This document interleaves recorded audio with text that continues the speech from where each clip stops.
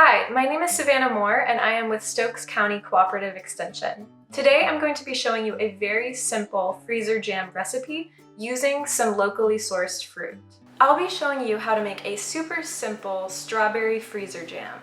You're going to need about 4 cups of fresh fruit, pectin, sugar, water, and utensils such as a potato masher, crusher, colander to wash your fruit, and a knife and cutting board to cut the tops off of the strawberry. You want to make sure that you're starting off with clean hands and clean utensils. Always make sure to use a tested recipe from a reputable source when you're doing any kind of food preservation.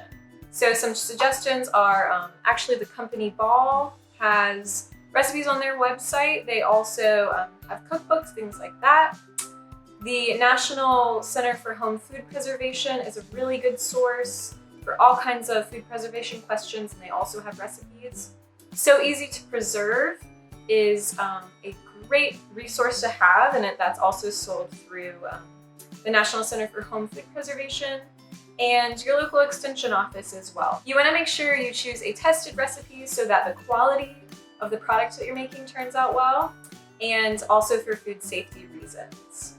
So I have my strawberries here, and the first thing you want to do is make sure that they are all nice and washed. So I have a clean colander, and I'm just going to go ahead and wash them now. Next, you're going to want to prepare them by cutting off any of the stems, and then we're going to put them all in this bowl.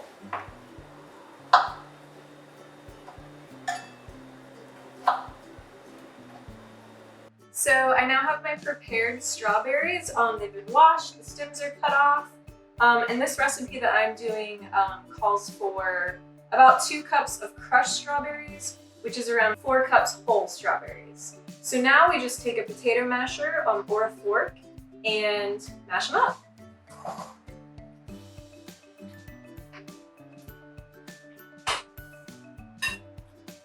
So once your berries are pretty much crushed, you're going to want to add all of your sugar to the bowl.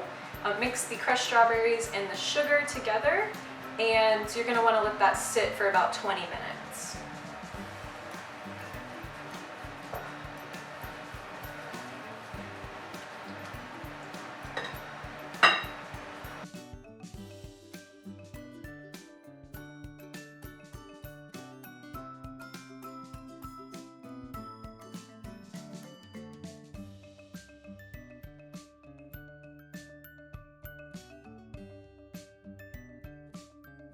While your berry and sugar mixture are sitting, you are going to want to dissolve your powdered pectin in 1 cup of water and bring it to a boil.